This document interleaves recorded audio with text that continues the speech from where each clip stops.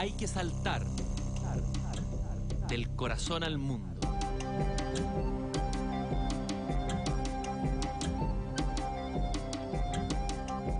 Hay que construir un poco de infinito para el hombre.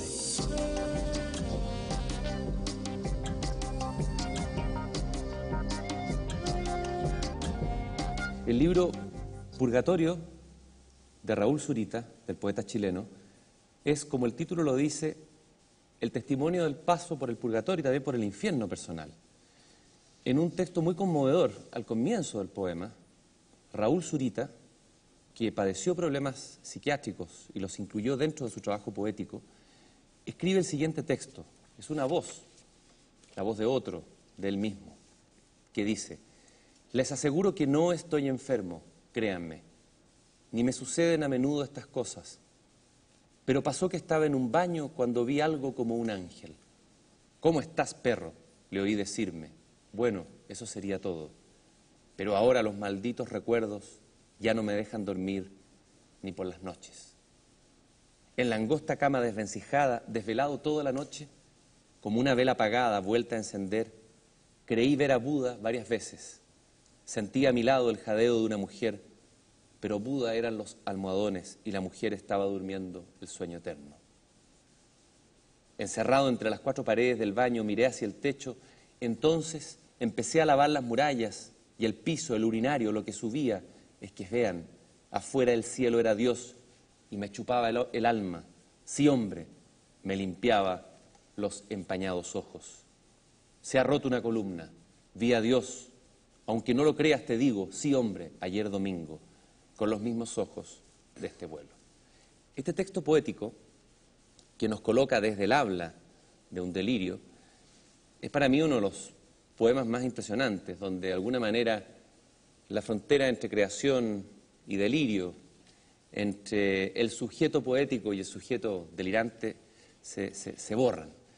Y para conversar del misterio del sujeto que delira, para conversar de la locura y de la razón, para conversar de la poesía que puede haber también en el delirio, está conmigo hoy día Rafael Parada, médico psiquiatra de la Universidad de Chile, psicoanalista, ha sido director del Hospital Psiquiátrico, ex director también, jefe de psiquiatría del Hospital de El Salvador, a quien le agradezco muchísimo su presencia en esta conversación. Muchas gracias, Cristian, por la invitación a este programa tan interesante y tan motivante de participar en él. Rafael, a ver, ¿qué es lo que te viene a ti? Tú has desarrollado un trabajo de escuchar, sobre todo, a pacientes, a personas que vienen con un sufrimiento, con dolores del alma, con rupturas en el psiquismo. ¿Qué te provoca este texto de Zurita, este fragmento del texto de Zurita que te acabo de leer?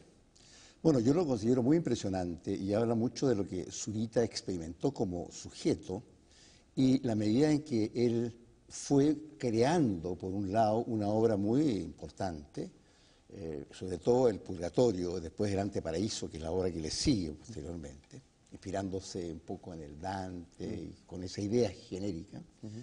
Y por otro lado, el hecho de que explorar estos dominios supone aventurarse en bordes donde el delirio, la verdad, la realidad, la falsedad se empiezan a confundir. Y entonces entramos en una región que prácticamente es difícil de categorizar desde el punto de vista de una lógica racional, de un pensamiento claro y distinto, y caemos en lo confuso y oscuro, eso que Descartes dejaba de lado por no considerarlo apto para la racionalidad. Sin embargo, ese mundo existe y ahí está, y ahí estuvo desde la época de Descartes, y es de alguna manera lo que inspira muchas veces la creación en sentido amplio, y por otro lado propone allí en su fermentación el logro o el malogro de una vida, ¿no? Un destino, un problema de trastorno mental, llamémoslo. Este tema del arte y la locura ha sido un tema fascinante y explorado. Hay un libro de Karl Jaspers donde analiza el caso de Van Gogh, de Artaud, de Hölderlin. ¿Cuál es la reflexión que tú has hecho de la relación entre arte y locura? ¿Cuál es tu propia reflexión y tu experiencia en tu propio trabajo como psiquiatra? Bueno, yo creo que la persona que cae en la locura ya ha traspasado un borde, ha traspasado un horizonte en el cual él estaba, por decirlo así, encapsulado en un modus vivendi común, y llega a explorar como repito, lo confuso, y allí aparecen inspiraciones que van a llevar al poeta a generar su obra poética, al literato a generar la creación de su novela, al músico a subvertir, digamos, los modos habituales de tocar la música. Es decir, hay una labor creativa en cualquiera de estos acercamientos a este borde. Ahora, no quiere decir que acercarse al borde garantice la creatividad. Claro. Yo quiero dejar muy enfáticamente dicho de que muchas veces se necesita, decir, no muchas veces, sino que todas las veces se necesita un talento previo que pueda emerger bajo esas condiciones. Si no, sería muy fácil, ¿no? Habría que ser loco y se podría ser buen artista, ¿no? Claro, hay tanto loco que no es un buen artista. Ahora, a mí siempre me impresionó, por ejemplo, me ha impresionado el caso de un poeta favorito que es Hölderlin. Un hombre que enloquece, que su psiquismo se quiebra a pedazos y que en un momento determinado empieza a escribir fragmentariamente. Pero de alguna manera yo siento que ese quiebre de Hölderlin es el síntoma también de un tiempo. Él como que sintomatiza algo que está ocurriendo en ese momento en la historia, ¿no es cierto? Él soñaba con el mundo de los griegos, soñaba con la nostalgia del reencuentro del hombre con los dioses, y venía la ruptura de la época de la razón, había ocurrido recién la Revolución Francesa, entraba el mundo más racional. Lo que te quiero preguntar es lo siguiente: ¿no piensas tú que a veces, a través de los locos, o a través de los delirios, o de los cuadros psicopatológicos, se está manifestando también la sintomatología de un tiempo, y que son los locos los seres más sensibles tal vez que se quiebran, antes que los demás tal vez, pero que anticipan lo que está pasando en el mundo? Sí, yo creo que sí, tú tienes razón en esa parte, porque efectivamente muchas veces las manifestaciones de la locura, que llegan a veces hasta ser muy colectivas en algunos momentos, en algunos periodos de la historia, en periodos de crisis demasiado aguda, se manifiesta allí por aquellas personas hipersensibles, ¿no?, lo que está pasando. O sea, el loco es un síntoma de la sociedad, de alguna manera. Y el loco, a través de su delirio, sintomatiza un poco lo que es el alma humana en su más profunda dimensión. Y finalmente, diría yo, el loco, y si hablamos del loco, no en el sentido, digamos, corriente, sino que de esquizofrénicos, de personas que tienen patología, de alguna manera vuelcan todo su inconsciente en un exterior, en el delirio. El delirio es, como que dice, la hernia del inconsciente, y que está traduciendo lo que una época está proponiendo. Uno podría, por ejemplo, ver algunos ejemplos, por ejemplo, en el siglo XVIII, en el siglo XIX, que fue un siglo potente. ¿Cómo se podría ver eso en casos de delirio? Mira, hay una cosa bien interesante dentro de la historia, digamos, de la locura o del trastorno, como se le llama hoy día, para no tildarlo y estigmatizarlo como alguien marginal, que es un concepto racionalista, el de la locura. Es decir, el primer loco de la historia, digamos, desde el punto de vista de esa concepción, es Don Quijote, ¿no? Que pierde la razón. Y por eso, bueno, cae en lo que cae. O produce lo que produce. El problema estaría que la manera de concebirse la locura ha dependido de cierto marco cultural. Es decir, el paciente de esta naturaleza, en la época medieval y ya empezando ya un poco la modernidad, es considerado un sujeto poseído por malos espíritus, por buenos espíritus, que de alguna manera, a través de la posesión, muestra la bondad y la maldad que hay en el mundo y que hay dentro de él. Y por eso el tratamiento no es un tratamiento médico, sino que es un tratamiento religioso, de exorcismo y cosas de esa naturaleza, para sacar los malos espíritus. Y después de la Revolución Francesa, siglo XIX, que tú lo colocas como importante, es fundamental, porque desde que Pinel suelta la locura y considera que son sujetos, no son personas marginales ni poseídas, propone que la ciencia se ocupe y preocupe de estas personas y puedan tener el estatuto de ser a lo mejor privados de algo, o sea, de ser poseídos por los demonios, son desposeídos o de la razón o de la afectividad, todo eso. Entonces, este cambio es muy interesante por un lado, y por otro muestra de qué manera el siglo XIX propone incorporar al máximo todas aquellas personas que padecían algún tipo de anormalidad psíquica, considerando que no eran poseídos, no eran marginales, sino que eran, por el contrario, sujetos que había que respetarles la subjetividad. O sea, la psiquiatría nace con consideración al sujeto, cosa que también podríamos seguir para adelante. A veces se corre el riesgo que se pierda el sujeto dentro de la psiquiatría. Ese es un tema muy bonito del sujeto que lo vamos a dejar un poco para adelante, pero quiero agarrarme de esto y ir a nuestro tiempo presente. Es decir, tu práctica, tu oficio, tu saber, tu arte, es el de escuchar, ¿no es cierto?, e interpretar delirios. textos delirantes, recibir gente que llega a tu consulta. ¿Cuál es el diagnóstico que tú harías de lo que está pasando hoy día en nuestro tiempo, en esta misma relación entre lo que... A ver, primero, si la gente que llega, los pacientes que llegan a verte, de alguna manera te están hablando de algo que está pasando en nuestro tiempo, son como el megáfono de otros fenómenos más amplios. Y en segundo lugar, si tú tuvieras que hacer un diagnóstico de elementos de locura que se están dando fuera, no en el psiquiátrico, sino en la calle, en la realidad, cosa de leer los diarios, ¿no es cierto? En los últimos días, en estos días que estamos grabando, alguien entró en la catedral y acuchilló inesperadamente a un sacerdote. Otra persona en Costa Rica con una pistola entra en la embajada y mata a 4 personas inesperadamente. O sea, parecía que de repente la locura, el delirio, desborda el diván y sale a la calle. ¿Cuál es tu mirada, tu diagnóstico? Claro, yo diría que la sociedad, la modernidad o la posmodernidad, como se suele llamar, esta cultura occidental, digamos que ha explotado de una manera increíble desde el punto de vista de su avance temporal, ¿no? Ha generado un desajuste entre la evolución del hombre como persona y del hombre como máquina. De tal manera que en esta sociedad el consumismo, el exitismo, el exceso de horas trabajadas a cambio de un confort, pero no de un goce propiamente tal en el sentido, va generando frustraciones, a veces conscientes, a veces inconscientes, y determina que las personas escojan por ahí en lugares apartados, como las psicopatías, como grupos anormales, marginales, una posible realización y una manera de protestar. Entonces, naturalmente se genera un problema que es muy propio de las grandes ciudades, de la gran cantidad de anormalidades posibles y riesgos posibles que hay. Ese sería lo que, por una parte, mostraría el desarrollo de nuestra cultura contemporánea. Por otro lado, tenemos otro síntoma que es muy importante. Se ha dicho, mire, el síntoma de esta época actual es la droga. La drogadicción ya no es simplemente una cosa que hacían algunos exóticos artistas de algún grupo especial, ¿no? Sino que se transforma ya prácticamente en algo que se vende en los colegios, ¿no? Una cosa que es bastante impresionante. O sea, una cultura de drogadictos, por decirlo así, y que ven en la búsqueda y en el hallazgo de ese placer inmediato la sustitución de todo lo que sería el mirar, el esforzarse. Ahora, lo que tú señalas de la escucha, efectivamente, el oficio que nosotros tenemos es escuchar, no oír, escuchar. ¿Cuál es la diferencia entre escuchar y oír? Oír simplemente es tener audición de sonidos, de estímulos sonoros que yo puedo identificar en su agudeza o no, pero escuchar es acudir al significado. Si yo escucho a alguien decir algo, digo, ¿qué significará esto?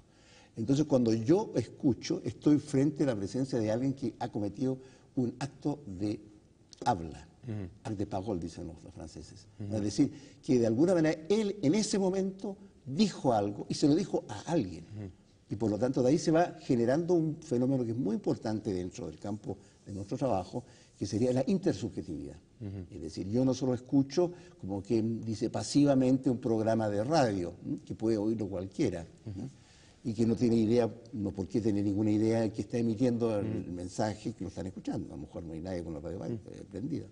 Pero en la escucha de la relación intersubjetiva está el otro presente, al otro que construyo, que lo invento de alguna manera desde mis propias problemáticas. ¿Tú podrías dar un ejemplo, quizá un ejemplo abstracto, pero un ejemplo de un caso, de un tipo de psicopatología concreta, de un caso de cómo se daría esa intersubjetividad? ¿Qué pasa ahí? ¿Qué pasa ahí? Los procesos de transferencia, todo eso que se ha hablado tanto. Claro, un ejemplo concreto. Yo te pondría un hecho que sería que es muy concreto. Desde luego llega el paciente y el paciente, si no ha ido nunca, da su explicación, dice, mire, esta es primera vez que yo vengo, no sé cómo se empieza, no sé cómo se hace, entonces empieza a caer en ciertas perplejidades de ese encuentro. Y después empieza a ver que él supone un saber en el terapeuta, un supuesto saber, y que por lo tanto ese supuesto saber del terapeuta podría ser el que lo cura, el que lo perturbe, el que lo domine incluso. Y entonces viene toda una dialéctica entre yo veo al otro que como juez, como sacerdote, como un bondadoso, como etcétera, etcétera. Y empieza a generarse todo un imaginario que reúne, ¿no?, a las dos personas, generándose este campo, por decirlo así, intermedio que se ha creado en ambos. Casi como un teatro, ¿no? Con roles y máscaras. Teatro, exactamente, exactamente. Y ese teatro tiene como protagonistas no solo a los dos que están en juego, sino que a los dos que cada cual se va inventando, o sea, los lugares en que se van colocando permanentemente. Y eso me parece que es muy interesante desde el punto de vista de un nuevo campo que abre, digamos, a fines de la modernidad, el hecho de que desde la relación intersubjetiva se puede hacer un discurso distinto de aquel que partía del hombre aislado, sonado como el pensador de Rodin, que está solo ahí con su mano en la sien, ¿no es cierto?, pensando para sí, sino que ya en la relación con el otro hay algo que no es perteneciente al uno ni al otro, sino que... ¿Y eso implica también una nueva manera de curar o de sanar? ¿De esta psiquiatría nueva distinta a la anterior? ¿Cuál sería la diferencia? Bueno, hay una cosa, la psiquiatría ha tenido, y la medicina en general, ha tenido distintas praxis, y la praxis siempre ha estado determinada por un modelo teórico que ha tenido, de lo más variado que se pueda entender. Si uno recorre la historia de la medicina y dice, pero ¿cómo ha sido posible que haya durado tanto un oficio que ha cometido tantas barbaridades, ¿no? Piensa tú en la época de las sangrías, de los diarreicos que se daban, la catarsis, pensando que si se limpiaba el intestino iba a quedar bien y se le sacaba la sangre con sanguijuela. Es decir, ha habido de todo por el afán y la imperiosidad de llevar a la cura, de llevar a la salud a las personas. Bueno, este afán no ha desaparecido y si no lo han ejercido médicos de orientación científico-natural, lo han dirigido chamanes. Es decir, siempre ha habido un curandero, por decirlo de manera muy genérica. En cambio, hoy en día, aparte de la medicina científica, que ha progresado enormemente, hoy día la gente dice que sobrevive, ya va a llegar fácilmente más a de los 100 años. Esto ya incluso algunos piensan a discutirlo, es decir, ¿será bueno vivir tanto? ¿Será la calidad de vida después tan interesante como antes? ¿O no? Valdría más bien quedarse en un tiempo así. Pero, digamos, tratando de redondear tu pregunta, yo diría... el hecho de que haya un avance técnico ha tenido un costo a veces y que se está tratando de paliar porque se olvida del sujeto, el paciente. El paciente pasa a ser un número más, una ficha más. Y entonces la necesidad de la subjetividad no solamente es una especie de respeto, de consideración humanitaria, sino que el hecho de que por tener un trato intersubjetivo yo puedo tener más acceso a una curación más rápida, una adherencia a los tratamientos más efectiva y dentro de lo que sería la psicoterapia se podría hasta decir de que, por ejemplo, un enfermo canceroso puede con una psicoterapia que no va a curar el cáncer, pero que le va a dar sentido a su padecer, prolongarle el bienestar y gente que ha dicho algunas veces, mire, después de que me dijeron que me iba a morir, yo he tenido el momento más feliz de mi vida. He conocido a mis padres, he conocido a mis hijos, he dialogado con mis hijos, Es decir, cómo cambia el espesor de la vida, el sentido de la vida a veces al otorgar sentido. Por eso está... Aquí vamos a hacer un paréntesis, pero que este tema me interesó. Tú, además de psiquiatra, eres psicoanalista. Vamos a hablar después de ese doble rol o si hay una contradicción o no. Psicoterapeuta, claro. Psicoterapeuta en sentido amplio. ¿Qué ha dicho psicoanálisis sobre el cáncer, por ejemplo? ¿Qué ha aportado, qué elementos dentro del psicoanálisis podrían servir para entender esta enfermedad? Bueno, hay una serie de teorías al respecto de por qué el cáncer se produce, de qué significado tendría el cáncer, pero esas teorías que han sido particulares de algunas personas muy sagaces que han investigado desde una perspectiva estrictamente psicoanalítica hasta una concepción más amplia que se llama hoy día la psicooncología, que la están manejando muchos psicólogos que se dedican, sabiendo que están frente a lo orgánico puro, por decirlo así, ¿no?, a tratar de buscar el sentido que tendría el cáncer de acuerdo a dónde se instala el cáncer y de esa manera poder proporcionarle a estos pacientes una mejor calidad de vida. Es decir, que la mejor calidad de vida paradojalmente la tienen cuando están en peores condiciones fisiológicas, por decirlo así. Ese sería más o menos un alcance en relación con este campo, ¿no?, que es un campo nuevo, diría yo.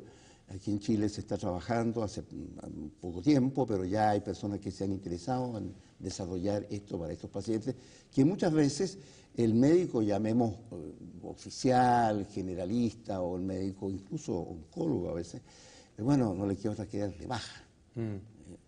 Voy a poner otro ejemplo en ese sentido que puede corroborar, puede completar un poco la pregunta que tú haces.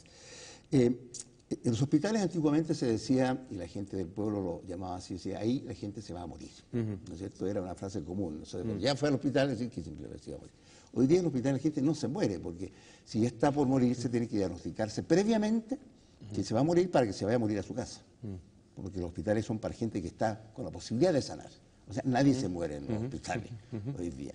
Pero resulta que se dan de baja esos pacientes desde el punto de vista médico. Y bueno, ¿y quién se hace cargo de los últimos meses, de los últimos cuidados, de los últimos vínculos que va a tener ese paciente? De quién se encarga, por ejemplo, del contexto familiar que va a tener que asistir a ese paciente. Ya que el médico mismo dice, yo no saco nada con asistir, aunque sacarían bastante, pero en fin, dejemos eso al lado.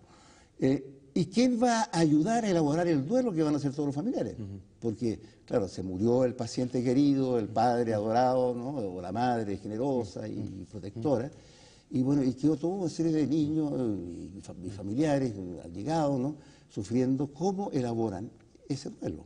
O sea, se crean varias enfermedades ante la muerte de uno. Entonces, eso ha creado, por ejemplo, también otros campos que son los cuidados paliativos. Es decir, se trata de ver en ese preciso último momento de la persona cómo asistir no solo a él, sino que a la familia. A lo largo de esta conversación ha salido de alguna manera, está implícito la idea de que la medicina tiene una historia, como todo, ¿no es cierto? Hay una historia de un saber, una manera de entender al otro, al sujeto, convertir en un objeto. ¿Usted cree, habiendo leído los libros que usted ha escrito sobre patopsicología, psicopatología, la clínica psiquiátrica, da la impresión de que usted es crítico y muy crítico de la situación de la ciencia hoy día? ¿Usted cree que la ciencia occidental está en profunda crisis? ¿La medicina y la psiquiatría particularmente? Claro, yo diría que en este momento que son momentos privilegiados a la vez, ¿no? Cuando una ciencia está en crisis, uno puede o deprimirse o renunciar, ¿no es cierto? Y lamentar ese hecho. Otro es decir, bueno, ese es el momento para crecer. Como se decía antiguamente, dice, cuando una persona sufre una crisis, decía, los palos o enderezan o quiebran. Bueno, efectivamente, yo diría que la crisis de la subjetividad es un punto importantísimo. O sea, ya no hay, digamos, casi respeto por el sujeto enfermo. O sea, se trata al paciente enfermo, como repito, como un número más, simplemente. Sino que revitalizar el concepto de sujeto. Poder plantearse qué es la subjetividad y poder establecer el límite que separa la objetividad necesaria para una ciencia basada en el principio de identidad, de contradicción, de tercero excluido, ¿no? Y que para poder hacer eso bien necesita excluir al sujeto. Yo no puedo, ¿no es cierto?, mirar algo, mirar las estrellas de acuerdo a mi estado emocional, ver si son grandes o chicas, ¿verdad? Sino que simplemente tengo que salirme.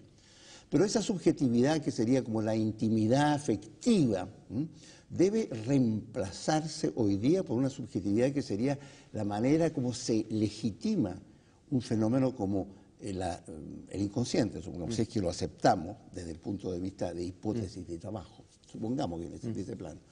Y eso ha sido fértil en esta crisis porque ayuda a delimitar mejor subjetividad, los procesos de subjetivización, de lo que sería la objetividad y los límites de la objetividad.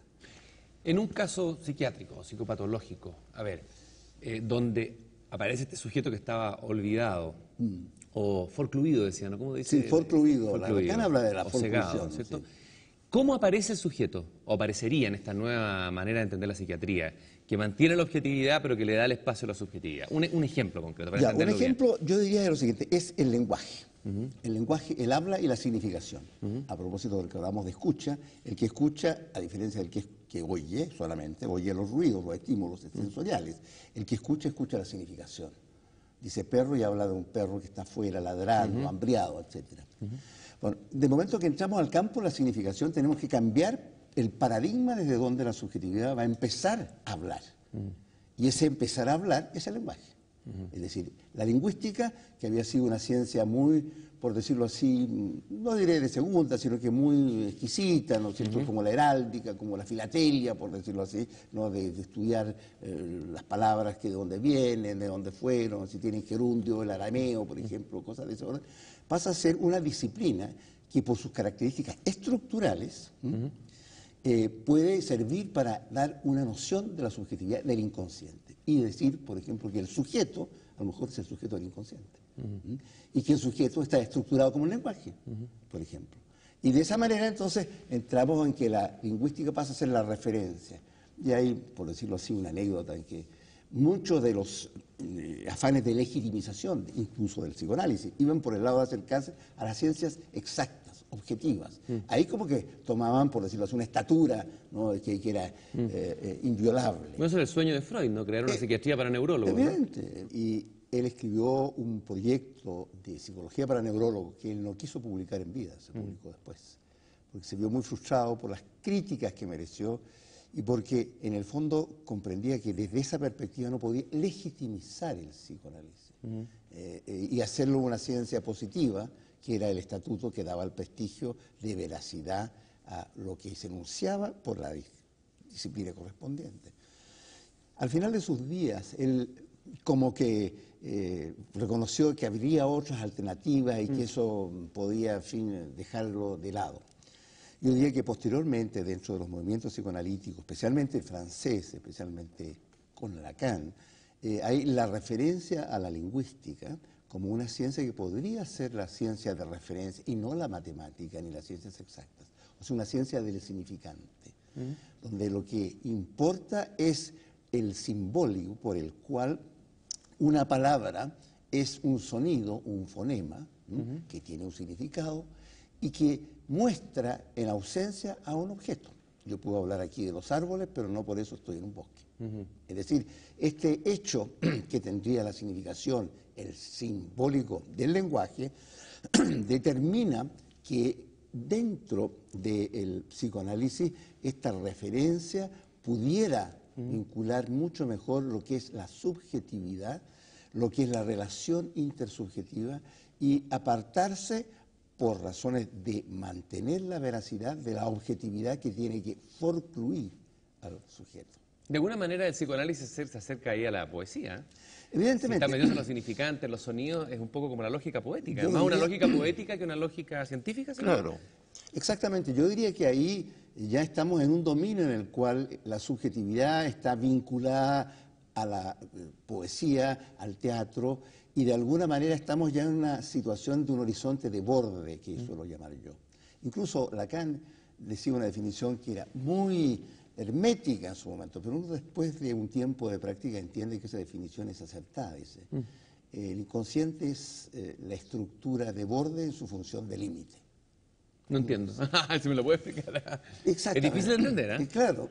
A ver. La puse yo porque a mí me costó mucho también ver de qué se trataba, porque estamos no en una zona que es entificable. El inconsciente no es un ente al que se le pregunte por el ser, sino que es un momento que está en el acto de palabra.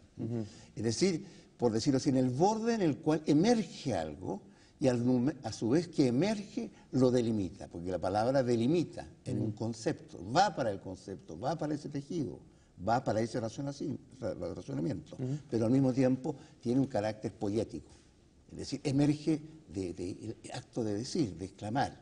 Usted por ahí dice que Lacan realizó una revolución copernicana en el psicoanálisis. A ver, cuando uno lee a Lacan, si es que puede leerlo, yo me tocó estar una vez con Paul Ricoeur en Francia entrevistándolo para este programa, y Paul Ricoeur, que ya escribe complicado, me decía que fue a una sesión de Lacan, llegó a su casa y no entendió nada. Le había dicho a la mujer, je n'ai rien compris. Quizás una pregunta segunda, ¿por qué escribe tan en difícil Lacan y por qué el lacanismo tiene un lenguaje que hace inasequible quizás la entrada al que no maneja ciertas claves herméticas, por decirlo de alguna manera? Claro. ¿Y por qué, pero antes de eso tal vez, por qué Lacan revolucionó el psicoanálisis y por qué usted se interesó en Lacan? ¿Qué lo hizo tener una suerte de conversión, por decirlo de alguna manera? Desde el mundo científico tradicional, de la medicina, psiquiatra formado en la Universidad de Chile, en una escuela más tradicional. ¿Cómo se produce este cambio, este conocimiento de Lacan? ¿Qué pasó ahí? ¿Qué le pasó a usted con eso? Bueno, son tres preguntas en una. Tres en una, al tiro. Tres en una. En los bordes. Vamos a ir por partes a ver si las puedo secuenciar de manera justa. Sí. En primer lugar, yo diría que Lacan emplea un lenguaje que, independientemente de las características de personalidad de él, que deben haber sido muy especiales, quería mantenerse fiel a la experiencia misma de lo que era el psicoanálisis. Es decir, no simplificar para no caer en la objetividad, porque era muy fácil caer en entificar y hablar incluso de psicología profunda como si fuera un pozo, porque estaba por debajo. Circunstancias que para Lacan el inconsciente es lo que está en la superficie, por decirlo así, del lenguaje. Es decir, primera cosa. Hay una idea, perdón, que puede ser bonita de entender. Que el inconsciente está en la superficie del lenguaje. Uno tiende a creer, al contrario, que el inconsciente está en el fondo de uno, ¿Qué significa que está flotando en nuestras palabras? Está flotando, es decir, que lo que hablamos estamos al mismo tiempo que diciendo lo que decimos, digamos, con un lenguaje verbal, está siendo escogido de otras palabras, de otros universos que están mostrando nuestro inconsciente. Es decir, para poner un ejemplo muy burdo, si yo digo el caballo blanco de Napoleón, ¿verdad? Estoy diciendo, bueno, que no es negro, que no es café, que no es, etcétera, que no es bayo. Es decir, hay muchas cosas que yo, al no decirlas, en lo que digo, están presentes para que yo diga lo que digo. Okay. Digamos, ese es más o menos un asunto.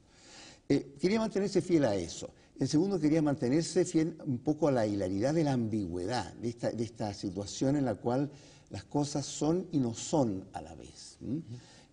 Y mantenerse también ligado a un problema de los tiempos, por el cual yo cuando empleo y le digo a alguien, supongamos un sobrino, le digo, por Dios que estás grande hoy día, que has crecido, después no te veía hace un año. Él se puede molestar porque yo le estoy diciendo que antes era muy chico.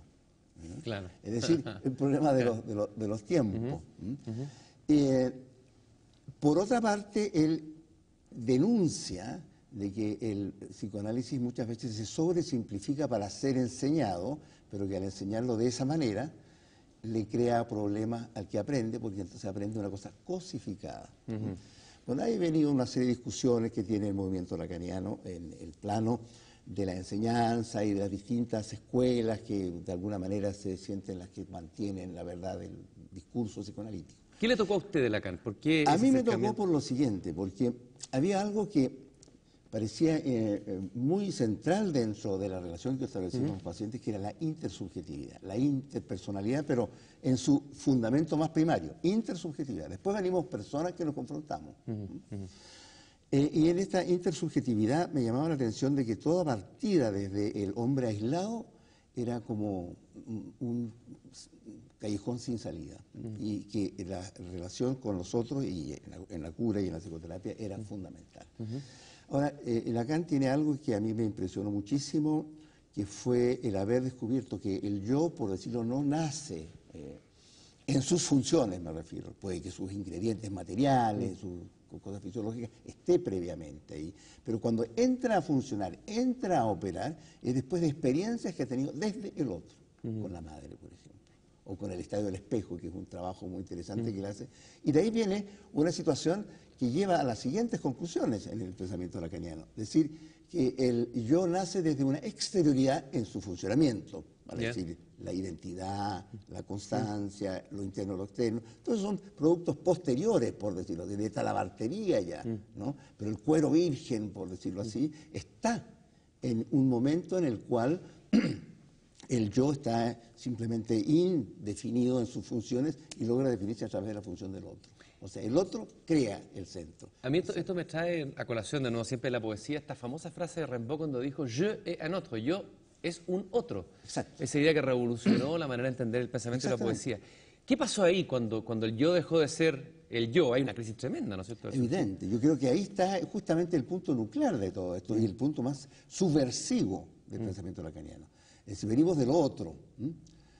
Incluso llegó en un momento a decir algo así como del cogito cartesiano, pienso, luego existo. Decía, pienso donde no soy, soy donde no pienso. ¿No? Como ¿Soy donde no pienso? Soy donde no pienso. Por decirlo así, como hay otras instancias que contribuyen a la dimensión del pensamiento, pero que habría que considerarlas así. ¿Usted conoció a Lacan? Yo lo conocí casualmente porque un amigo mío que vivía en Francia, chileno, él estaba bajo los círculos más intelectuales y me llevó un día por casualidad, cuando él era una persona que prácticamente nadie conocía. Es más, yo me entusiasmé mucho con las cosas de él, porque después oí comentarios, e incluso traje algunos libros en francés, y después, para que tú veas más o menos cómo llegó Lacan aquí al pensamiento latinoamericano, llegó los escritos, que es la obra escrita por él directamente, como una versión que decía el título así, decía, lectura estructuralista de Freud. Jacques Lacan, no se sabía. ¿Por qué? Porque en ese momento estaba de moda el estructuralismo. Y el estructuralismo como que presidía todo tipo de razonamiento y toda disciplina se amparaba allí. Pero a su vez no se daban cuenta muchos de ellos que el estructuralismo remitía necesariamente a la lingüística. Ese era el caso de Lévi-Strauss, por ejemplo, en la antropología, y de Lacan en el psicoanálisis. Es decir, se produce una subversión por la cual la exterioridad pasa a ser interioridad y lo interior pasa a ser exterior. Yo entiendo todo el espíritu, tal como lo está explicando ahora, lo entiendo perfectamente, esta idea de que la racionalidad objetiva científica nos sirve para dar cuenta, en el fondo, de la subjetividad del misterio humano, por decirlo de alguna manera, ¿no? Pero lo que me cuesta entender de repente es el lenguaje que usan los lacanianos fanáticos, como que se arman, en el psicoanálisis se arman muchas estas cosas como de partidos, de grupos, incluso fundamentalismo, no sé si está de acuerdo usted con eso. Totalmente. Que uno empieza a leer texto y no entiende nada, o sea, y uno dice, a ver, aquí uno no entiende porque uno es tonto o uno no entiende porque las personas que han tomado esta teoría la escriben intencionalmente en difícil para tener una especie de poder o de saber poder a partir del lenguaje. ¿Qué cree usted de eso? No, yo participo totalmente de lo que me está señalando, en el sentido de que no hay un discurso que sea claro y distinto dentro del pensamiento lacaniano. En segundo lugar, estoy de acuerdo también que hay no solo fundamentalismo, sino que devocionismo. Y Lacan mismo decía, hay muchos devotos que hay que prevenirse de ellos, y que simplemente por dos palabras que les producen cierta fascinación, casi... Se engolosinan. Se engolosinan, ¿no? Y desde allí entonces pasan a ser como defensores de una teoría que mal conocen, mal aplican, ¿no? Y mal defienden, por lo tanto. Entonces hay una serie de rastrojos ahí que hay que despojar para poder llegar a lo que Lacan efectivamente quería él decir y dónde estaba su subversión realmente. Ahora, la verdadera subversión hoy día, a ver, estamos de acuerdo que la ciencia, usted la plantea en crisis. Han pasado muchas cosas incluso en la historia del pensamiento, ha pasado un Heidegger, han pasado muchas cosas. Como que se ha caído el cimiento de base de la objetividad a partir de la cual el mismo psiquiatra tiene que ejercer su psiquiatría. Pero tal vez lo más subversivo hoy día no sería ir más allá de Occidente, saltarse todos los rollos de Occidente y, por ejemplo, ir hacia Oriente, a pensar lo que ha hecho la medicina china, lo que ha hecho la medicina oriental. ¿No sería el verdadero salto hoy día? Bueno, exactamente, eso se ha intentado.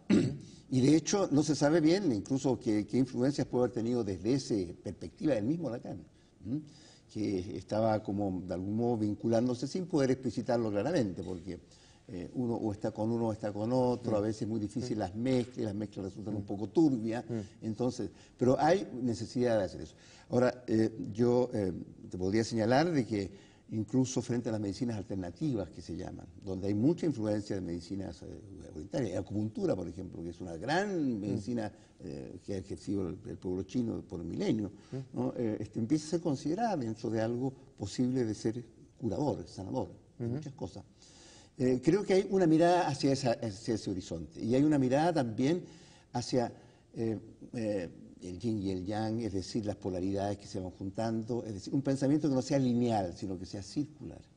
Y la circularidad del pensamiento, algo que de alguna manera ya plantea, aun cuando con cierta digamos, timidez, diría yo, filósofos, y cuando uno lee la obra de Heidegger, por ejemplo, se da cuenta que ahí hay todo un estructuralismo latiendo y que de alguna manera impregna todo lo demás, todo un concepto de la temporalidad en que va y vuelve. Es decir, algo ha existido en la filosofía que el positivismo y el neopositivismo, que se llama hoy día, estaría en crisis o tendría que compararse con nuevos modelos, ya sea fenomenológicos, existenciales, o del acontecimiento o del sentido, como diría Deleuze. Hoy día ya no se habla casi de medicina alternativa, se está hablando incluso de medicina complementaria, ¿no es cierto? Exacto. Se llevan a los chamanes a los hospitales. Ahora, ¿cómo se imagina usted el psiquiatra del futuro? Estamos jugando aquí, jugando con el lenguaje, pero el psiquiatra del siglo XXII o XXIII. ¿Se lo imagina? ¿Cómo sería el médico perfecto, el verdadero terapeuta? ¿Sería un terapeuta que trabajaría en conjunto con un chamán o con un médico mapuche dentro de la misma consulta? ¿Cómo se imagina? No, yo me imagino que a futuro va a ocurrir lo siguiente. La población crece de una manera exponencial en este planeta. A pesar de las guerras y los exterminios que han existido, todo lo demás, sigue aumentando la población del planeta, primera cosa. Segundo, estas personas que van aumentando nuestro número de cohabitantes, por decirlo así, se enferman. Esas enfermedades son de graves a leves, etcétera, etcétera. hay mucha gente necesaria para poder hacer la cura y no hay los medios a veces para poder tener una salud eficiente en un país. Eso lo vemos no solamente aquí en Chile, por ejemplo, cuando se discute el plan AUC y cosas de ese orden, sino que se ve también en países desarrollados. Yo estaba en Copenhague, por ejemplo, me dicen, bueno, la gente gasta la mitad de lo que gana en tener que cubrir un poco su salud, etcétera, etcétera. Es decir, hay necesidad de que alguien vaya asumiendo los problemas que podrían ser solucionados por no necesariamente el especialista ultra científico, ¿no? Difícilmente formado por personas que de alguna manera tienen el talento de la sanación, como se decía clásicamente, y poder ver de que a lo mejor hay una instancia curativa y que el acto médico abarca muchas cosas. No es necesariamente patrimonio de los que hoy llamamos médicos, porque el chamán lo es también en el sentido de curación, ¿no? Y hay una serie de otras personas que se ha pensado que podrían contribuir en lo que se llama en la jerga técnica la atención primaria, ¿no es cierto? Cuando el paciente siente una pequeña molestia, bueno, no va a ir directamente a un oncólogo porque piensa que tiene un cáncer, no, que va a un generalista que lo atiende y le dice, mire, lo que tiene usted no es nada, no se preocupe, o mire, lo voy a mandar por si acaso pudiera haber alguna cosa mayor. Armando Roa, que es un psiquiatra chileno que tengo entendido que usted lo conoció, trabajó Sí, con él conocí cuando era bastante joven, bien, sí. representa una tradición de una psiquiatría bastante humanista, de amplia formación antropológica y filosófica, que un poco también, a pesar que usted está en otra matriz de pensamiento, sin embargo, es como una misma línea, un mismo espíritu, ¿no? De una psiquiatría integral. Él decía en un libro que si uno pudiera decir cuál es la enfermedad, no sé, del siglo XIX era la angustia, psiquiátricamente, que primaba era la angustia, que la del siglo XX era la ansiedad. Siguiendo esa línea, ese juego, ¿cuál sería la enfermedad o el síntoma, metáfora de nuestro tiempo? Bueno, hoy día se habla mucho de la depresión y del pánico. Hoy día prácticamente son dos términos que prácticamente todo el mundo conoce. Tengo una crisis de pánico o tengo una depresión. Ahora, hay que ver la semántica de los términos, porque con depresión se está mezclando el aburrimiento, el hastío, la lata, en fin, una serie de otras cosas. Y el chileno especialmente habla de la depre para aludir a cualquier estado de aburrimiento, de que no está gozoso, digamos, ¿no? No así aburrimiento que no es necesariamente el spleen bodeleriano. Exacto, no así un argentino, por ejemplo. El argentino habla mucho menos, diríamos, desde el punto de vista numérico, de depresión que el chileno. Qué interesante eso, ¿eh? Es importante. Saber cómo se van manejando las palabras y cómo las palabras van generando también actitudes. Entonces, yo estoy depre, necesito que me apoyen, que me levanten, que me lleven al APA, por decirlo así, de alguna manera. ¿Ya? Bueno, yo diría que lo que está ocurriendo en este momento es un fenómeno muy particular. La angustia, que habría sido un síntoma ligado a la ansiedad y que Roa la separa, en realidad son la cara y el sello de lo mismo.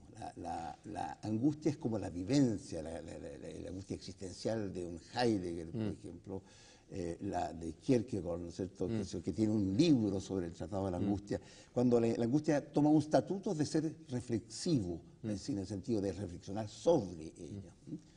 Como cuando la locura, digamos, de ser algo marginal, bueno, pasa a ser para un Foucault, bueno, se permite hacer una historia de la locura. Un filósofo, ¿qué hace en ese campo, en realidad? Cuando está en la razón probablemente tal, y va a meterse en la sin razón.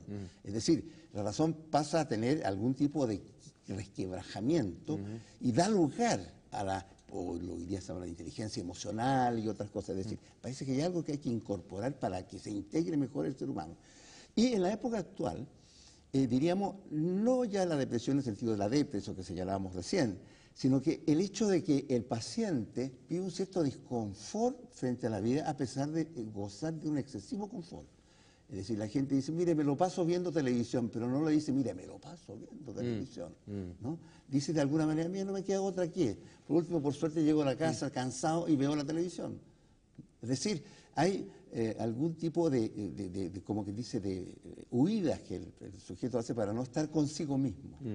Y entonces la idea sería buscar maneras de que la persona logre desde sí mismo poder encontrar las fuentes de goce y no estar pendiente de que si va al Parque Arauco o cualquiera de estos grandes templos del consumo, digamos, ¿no es cierto?, vaya de esa manera alimentándose para desde allí obtener una felicidad que es confort transitorio. ¿Y por qué estamos huyendo nosotros mismos? ¿De qué está huyendo el ciudadano normal hoy día? Porque conocerse... Voy a hablar del consumidor, porque incluso hay algunos teóricos y sociólogos que no hablan de ciudadanos, sino de consumidor. Claro, bueno, Sí. Bueno, yo creo que hay algo que es muy importante, eso, porque se está huyendo de sí mismo. Porque para estar en sí mismo se necesita ocio. Y hoy día, si algo es casi pecaminoso, es estar en el ocio. Se está en el negocio. La gente es negociante. O sea, todo el mundo está pensando en cómo ganar más plata, cómo invertir de aquí, cómo allá. Usted ve la cantidad de cartas que yo recibo de banco, de tarjetas de crédito, son innumerables, con papeles exquisitos, que me imagino que lo pagamos todos los que estamos pagando los intereses correspondientes. Es decir, la idea es tener a un hombre como hiperactivo que vaya generando el dinero y el mundo de la acción, de esa naturaleza, no de una acción interna, espiritual. Yo diría que eso es lo que está sucediendo y que hay una discrepancia entre lo que sería el confort de vida entendido como tener recursos materiales y la calidad de vida, que sería tener una buena calidad en lo afectivo, en la relación de amistad, etcétera, etcétera, etcétera. Y ese divorcio ha ido creciendo y no deja tiempo. La gente no tiene tiempo. Es más, yo te puedo colocar un ejemplo muy concreto. Yo no sé si los arquitectos habrán pensado en eso. Hoy día, ya en las familias, el comedor casi no se usa, porque se usa la pieza, y en la pieza tiene el niño ya desde muy pequeño su televisor, su computador y su vida entera. O sea, son pensionistas de una casa, la familia, más que la familia. Qué feroz, qué feroz. No es esa familia que... ¿Y qué consecuencias psiquiátricas puede tener eso? Eso, primero, el aislamiento. El segundo, la incomunicación y la imposibilidad de conocerse a sí mismo y estar, como quien dice, frente al disconfort sin saber cómo hacer algo. Por eso tenemos también tan alto índice de suicidio en la ciudad, digamos, muy grandes y en países muy desarrollados. O sea, uno diría, estos países deberían estar pero saltando en una pata, digamos, por lo felices que están. Sin embargo, usted ve que el caso del suicidio, el caso de depresiones graves y severas, más allá de las depresiones que podríamos decir enfermedades médicas, más bien, es muy clara. La sociabilidad, pongamos otro ejemplo, la sociabilidad de verse, los amigos casi no se dan, en las ciudades grandes no se puede, no hay el tiempo. Y el tiempo que le sobra al pobre consumidor, como te estaba señalando, de este consumidor, es un tiempo de muy mala calidad, porque uno tiene que diferenciar también. ¿Qué tiempo que es mío? Te digo, porque cada hora de uno tiene un valor distinto desde el punto de vista del interés, de la prontitud en que uno está como para entregar una idea positiva al amigo, etcétera, etcétera. Perdone que lo haga aterrizar, pero yo creo que a veces los diarios son donde aparece la sintomatología de un tiempo. Este diario, de esta época que estamos grabando, de estos días, cuenta que arrestado grupo acusado de realizar asesinatos en serie, esto es en Roma, secta satánica en Milán. Al menos 5 jóvenes serían las víctimas de la banda, una banda satánica. En Chile, como estamos tan lejos de eso, aparece también, empiezan a emergir estas sectas satánicas, que es un tema que aparece incluso en todos los reportajes. Jung alguna vez reflexionó sobre el tema de la sombra, de la oscuridad, de lo satánico. ¿Por qué esta figura emerge hoy día cuando se supone que estamos en la época postmoderna, cuando Dios ha muerto, cuando estamos más allá de la ética y de los problemas del bien, del mal? ¿Por qué emerge la figura de Satán o de lo satánico? A ver, de una mirada psicoanalítica. Yo diría lo siguiente, lo que hay es, primero que nada, un impulso agresivo en muchas personas, especialmente adolescentes, que no se canaliza en algún tipo de acción organizada, organizada en el sentido de civilizado, digamos, y que busca a través de estos grupos satánicos, sectas, ¿no es cierto?, que serían cerradas, herméticas, ¿no?, una identidad que los haga como tener, primero, un lugar protagónico en la sociedad, segundo, un lugar temido, ¿no?, y fuerte, por decirlo así, como los terroristas, ¿no es cierto?, que a través de su acto terrorista ellos llegan de inmediato a los santos cielos, ¿no? Y de esa manera se generan estas organizaciones, y no es raro que en este momento de la globalización lo que pasa en Roma puede pasar aquí, puede pasar en otras partes. Lo vemos en distintas esferas del saber. Antes la verdad es que había que esperar que un viajero llegara en barco, no se trajera las noticias para ver qué estaba pasando en una ciudad como Roma, supongamos. Hoy día no, con los sistemas de globalización, todo ocurre casi en simultaneidad. en las distintas culturas y en los distintos países. Hay una idea que no quiero dejar escapar, porque se nos van a escapar varios temas dentro de lo que leí de sus libros que me pareció muy bonita, muy interesante, que es la idea de la embriología del alma.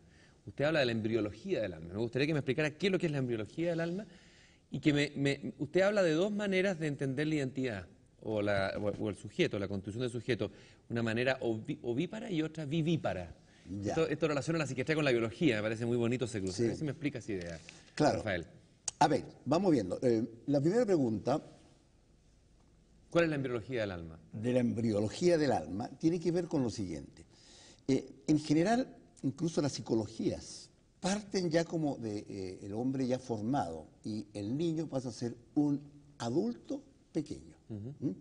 Entonces se supone que ya tiene todo listo y que simplemente lo tiene imperfecto todavía, poco desarrollado, poco habitable.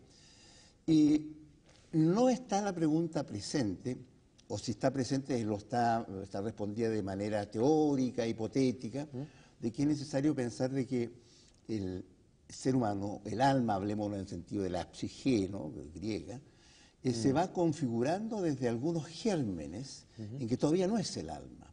Como por decirlo de alguna manera analógica, el ser humano nace en el momento de la concepción en que el espermio se junta con el óvulo. Hasta antes no estaba en ninguna parte. Y esa embriología es a lo mejor la responsable de malformaciones o de vulnerabilidades que nosotros vamos teniendo o expresando.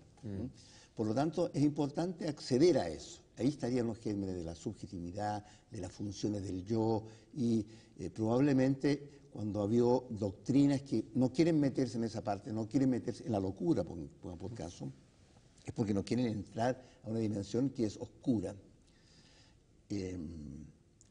y difusa, digamos, no se entiende, no es apresable conceptualmente, y prefieren partir ya de las cosas. Es preferible averiguarle la prehistoria al concepto de yo que establecer que el yo inicia sus funcionamientos desde un momento determinado, por una experiencia con el mundo circundante. Ese sería el concepto de la embriología, para ponerlo con una analogía a lo que sería. ¿Por qué esto es lo ovíparo y vivíparo? Estas dos maneras de Esta otra constituirse cosa es como muy yo. importante, porque la relación en el nacimiento de un ave, el ave pone el huevo y el huevo necesita ser simplemente empollado. Es decir, veamos estos gallineros que hay que generan pollo, ¿no es cierto? Simplemente tiene una serie de huevos que se ponen a una temperatura especial, que sé yo, no recuerdo cuál podrá ser la temperatura, pero al cabo de 20 días aparecerían los polluelos. No necesita ninguna intervención de otro pollo, madre que interactúe. O sea, el ovíparo, ¿no es cierto?, nace como ya hay preformado y siempre se desarrolla lo que venía ya hecho.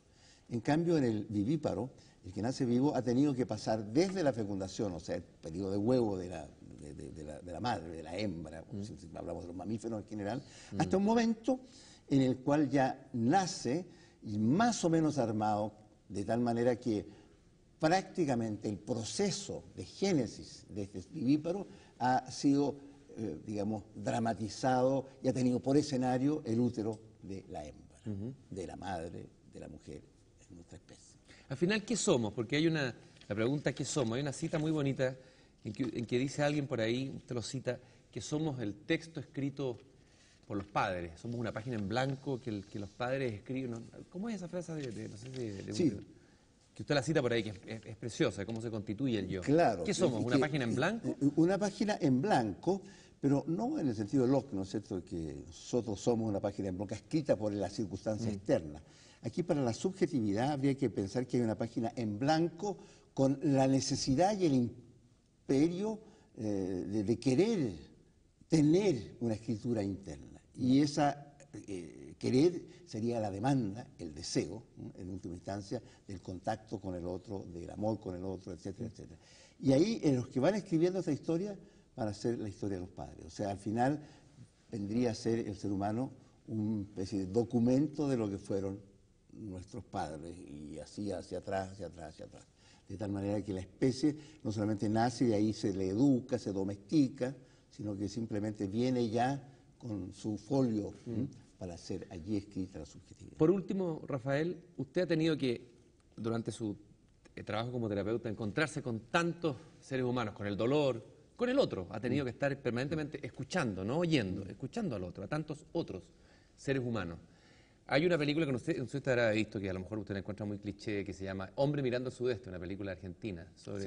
Hay una escena en que el psiquiatra está escuchando, un hombre que viene con todo su dolor, pero el psiquiatra está distraído y hace sus propias asociaciones mentales mientras este hombre le habla. Y él dice, bueno, él me va a decir lo mismo, ya sé lo que viene. Lo que yo quería preguntarle es, después de haber escuchado tanto el habla humana, el dolor, el delirio, ¿qué ha aprendido usted del alma, del ser humano, de lo que somos, del misterio, del gran misterio que somos, este misterio que han tocado Dostoyevsky, que han tocado los grandes escritores y los artistas? Claro, yo diría que la parte de misterio no ha cesado de existir, digamos, a lo largo de mucho tiempo. O sea, yo no puedo decir, ya esto lo doy por despachado, esto ya. Veo el misterio, pero el misterio se profundiza y se enriquece. Se enriquece porque empiezas a contener una serie de vectores que son de placer, de displacer, el problema del deseo, o sea, el problema del reconocimiento, la necesidad del otro. Y en esto de la necesidad del otro, yo quisiera remitirme a algo que ya planteaba Hegel, en el sentido de la autoconciencia. Yo para conocer el mundo voy, claro, mirando las realidades, los colores, la forma, pero si quiero reconocerme, yo como yo mismo, necesito de un otro que me reconozca, y yo a su vez reconocer al otro. El Anerkennung de Hegel. Y eso me parece que es un tema que si bien es cierto, dice, claro, pero Hegel era un pensador de tal época, en fin. No, pero un momento, eso no se ha trabajado, sino, diríamos, por algunos psicoanalistas más del continente europeo en este último tiempo. El deseo de reconocimiento con el otro y la necesidad de volver un poco a la intersubjetividad y a la relación con el otro. Yo diría que eso es lo que, diría yo, nosotros estamos siendo desde lo otro, para lo otro, con lo otro. Ahí yo tengo una teoría sobre las preposiciones, que siempre se aprenden de memoria. Que es raro que no hayan tenido un orden como los verbos, ¿no? Sí, claro, los verbos, ¿verdad? yo le digo cualquier palabra y usted me lo dice, yo conjúguelo en pasado y usted me lo hace pasado y el otro me lo hace futuro. Es decir, tenemos eso. De los artículos también sabemos, de una serie de frases digamos, de elementos del vocabulario. Pero las preposiciones hay que aprenderlas antes de cabe, según, sobre, tras, para ver qué son elementos que relacionan las cosas. Que unen y juntan. Rafael, yo le quiero agradecer muchísimo esta apasionante conversación y recorrido que partió con un poema y que termina con estas proposiciones. Muchas gracias, Rafael. Muchas gracias. Por esta conversación.